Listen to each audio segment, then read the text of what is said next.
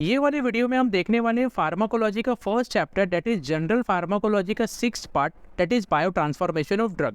इस वीडियो के पहले हमने जनरल फार्माकोलॉजी के काफ़ी सारे पार्ट्स को कवर किया है और अगर अभी तक आपने इन वीडियोस को नहीं देखा है जो कि आपके एग्जाम पॉइंट ऑफ व्यू काफ़ी ज़्यादा इंपॉर्टेंट है, तो आपको इन वीडियो के प्लेलिस्ट का लिंक डिस्क्रिप्शन बॉक्स में मिल जाएगा।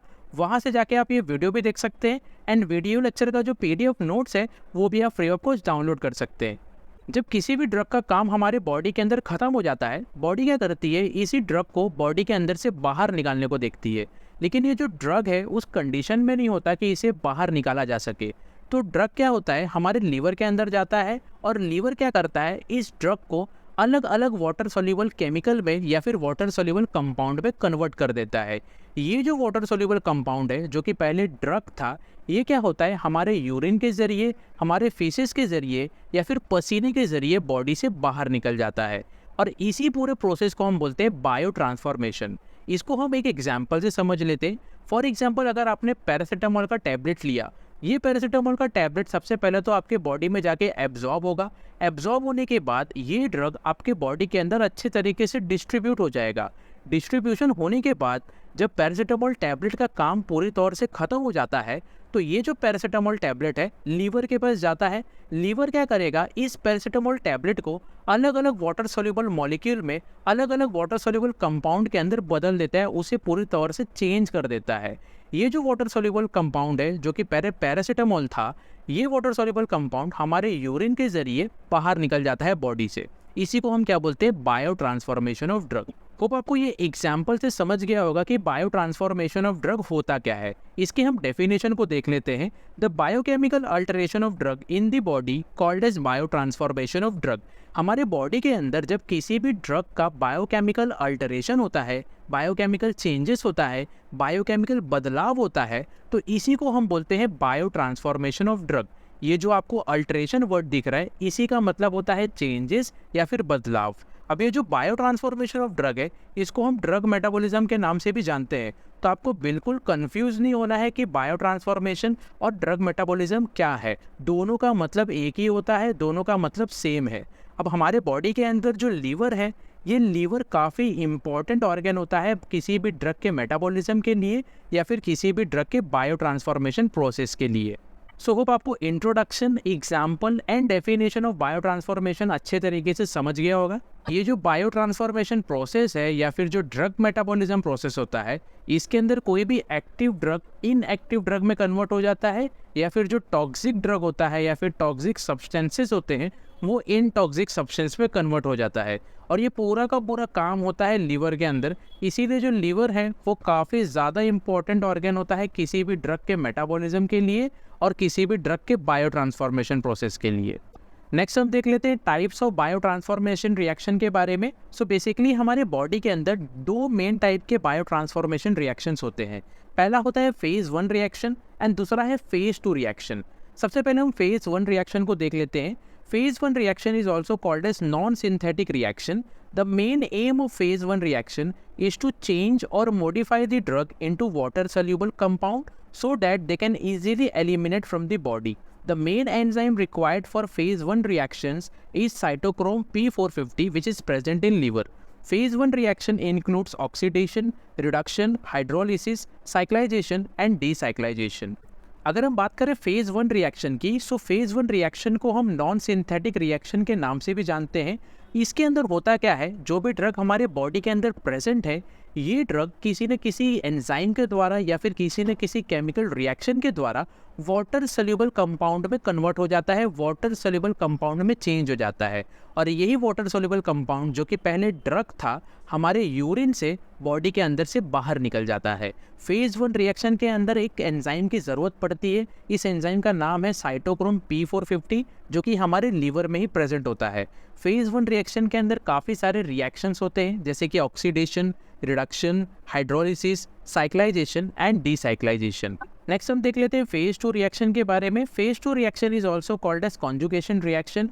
If the compound obtained from phase 1 reaction are not water soluble, then they undergo phase 2 reaction to become more water soluble compound so that they can eliminate from the body easily. Phase 2 reaction includes acetylation, methylation, ethylation and glucuronidation.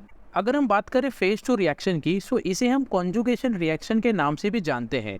बहुत सारे drug molecule ऐसे होते हैं जो phase 1 reaction में water soluble molecule में, water soluble compound में अच्छे तरीके से नहीं कन्वर्ट हो पाते।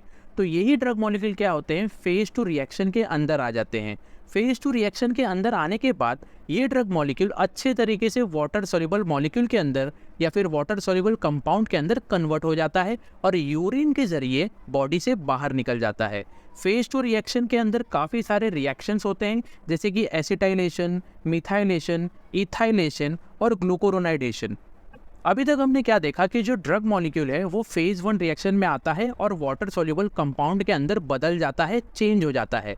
लेकिन अगर ड्रग मॉलिक्यूल फेज 1 रिएक्शन में वाटर सोल्यूबल कंपाउंड नहीं बन पाता, तो ये जो कंपाउंड है ये फेज 2 रिएक्शन में चले जाता है। फेज 2 रिएक्शन में जाने के बाद ये अच्छे तरीके से वाटर सोल्यूबल कंपाउंड में बदल जाता है और हमारे यूरिन के जरिए बॉडी से बाहर निकल जाता है। सो ये तो था phase 1 reaction and phase 2 reaction. Hope आपको अच्छे तरीके से समझ गया होगा।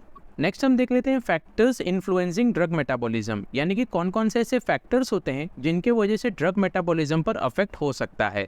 सबसे पहला होता है age. The metabolism of drugs are affected by the age of patient. Drug metabolism in adults are high but in small childrens and in older patient drug metabolisms are slow. अगर हम बात करें एज की, सो ऐसे patient जो काफ़ी young होते हैं, जो काफ़ी एडल्ट होते हैं, उन पेशेंट के अंदर ड्रग मेटाबॉलिज्म काफ़ी अच्छा होता है, काफ़ी फास्ट होता है। लेकिन ऐसे पेशेंट जो काफ़ी छोटे होते हैं एज में, यानी कि छोटे छोटे बच्चे या फिर ऐसे पेशेंट जो काफ़ी एज होता है जिनका, काफ़ी ओल्ड हो जाते हैं, उन पेशेंट के अंदर ड्रग मेटाबॉलिज्म काफ़ी स्लो हो जाता है। नेक्स्ट है liver disease. Liver diseases such as liver failure, liver cirrhosis decreases the drug metabolism.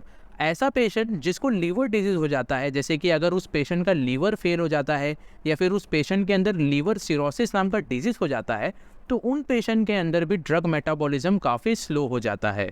Next होता है बॉडी टेम्परेचर।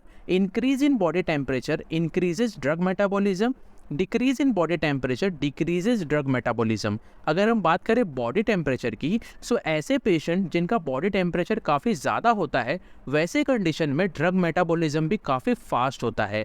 लेकिन ऐसे पेशेंट जिनका बॉडी टेम्परेचर काफ़ी कम होता है, वैसे पेशेंट के अंदर, वैसे कंडीशन के अंदर ड्रग मेटाबॉलिज्म भी काफ़ी स्लो हो जाता है। यानी कि अगर बॉडी टेम्परेचर ज़्यादा है तो ड्रग मेटाबॉलिज्म भी फास्ट होगा, लेकिन अगर बॉडी टेम्परेचर कम है तो ड्रग मेटाबॉलिज्म भी कम होता है, काफ़ी स्लो होता है। नेक्स्ट है genetics. If there is genetic deficiency of some metabolizing enzyme, then the drug metabolism decreases, which can lead to certain disease. For example, primaquine produces hemolysis in genetic deficiency of enzyme glucose 6-phosphate dehydrogenase.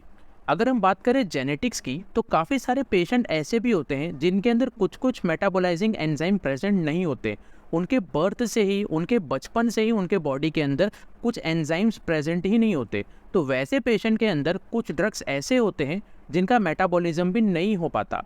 अगर इसे हम example से समझे, for example glucose 6-फॉस्फेट dehydrogenase, ये एक enzyme है जो कि प्रीमाक्विन ड्रग को क्या करता है, अच्छे तरीके से मेटाबोलाइज कर देता है। लेकिन काफ़ी सारे पेशेंट ऐसे होते हैं जिनके अंदर ये जो एंजाइम है प्रेजेंट ही नहीं होता। तो ऐसे पेशेंट जिनके अंदर ग्लूकोज 6-फॉस्फेट डिहाइड्रोजिनेज प्रेजेंट ही नहीं होगा, वैसे पेशेंट के अंदर प्रीमाक्विन नाम का जो ड्रग है वो भी उनके बॉडी के अंदर मेटाबोलाइज नहीं होगा। और मेटाबोलाइज जब ये ड्रग नहीं होता है बॉडी के अंदर, तो उन पेशेंट को हीमोलिसिस नाम का डिजीज हो जाता है। नेक्स्ट है diet. Low protein diet decreases the drug metabolism and high protein diet increases the drug metabolism. काफ़ी सारे पेशेंट ऐसे होते हैं जिनके डाइट के अंदर, जिनके खाने के अंदर प्रोटीन काफ़ी कम होता है, तो वैसे पेशेंट के अंदर ड्रग मेटाबॉलिज्म भी काफ़ी कम होता है। लेकिन बहुत सारे पेशेंट ऐसे होते हैं, काफ़ी पेशेंट ऐसे होते हैं जिनके खाने के अंदर प्रोटीन जो होता है वो काफ़ी ज़्यादा होता है, तो वैसे पेशेंट के अंदर जो ड्रग मेटाबॉलिज्म है वो भी काफ़ी ज़्यादा होता है। नेक्स्ट है gender. Some drugs are better metabolised in male as compare to female, for example zolpidem. अगर हम बात करें जेंडर की, तो काफ़ी सारे ड्रग्स ऐसे होते हैं जो मेल के अंदर काफ़ी अच्छे तरीके से मेटाबोलाइज हो जाते हैं, लेकिन वही सेम ड्रग फीमेल के अंदर अच्छे तरीके से मेटाबोलाइज नहीं हो पाते। फॉर एग्जांपल ज़ोलपीडेम, ये जो ड्रग है मेल के अंदर काफ़ी अच्छे तरीके से ये मेटाबोलाइज हो जाता है, लेकिन फीमेल के अंदर ये सेम ड्रग अच्छे तरीके से मेटाबोलाइज नहीं हो पाता। सो ये तो था factors influencing drug metabolism. Hope आपको अच्छे तरीके से समझ गया होगा। सो यहाँ पे bio transformation and factors influencing bio transformation chapter हमारा खत्म होता है। So thanks for watching this video guys. अगर आपको इस वीडियो से रिलेटेड कोई भी क्वेश्चन है तो आप हमें कमेंट बॉक्स में पूछ सकते हैं, या फिर आप अपना डाउट हमें ईमेल भी कर सकते हैं। इंस्टाग्राम पे भी आप हमसे कनेक्ट हो सकते हैं। इंस्टाग्राम पे हमारा पेज है फार्मा यूनिट नाम से, और ये वीडियो लेक्चर के नोट्स यानी कि बायो ट्रांसफॉर्मेशन ऑफ ड्रग के नोट्स आप डाउनलोड कर सकते हैं। डाउनलोड करने का जो लिंक है वो आपको डिस्क्रिप्शन बॉक्स में मिल जाएगा।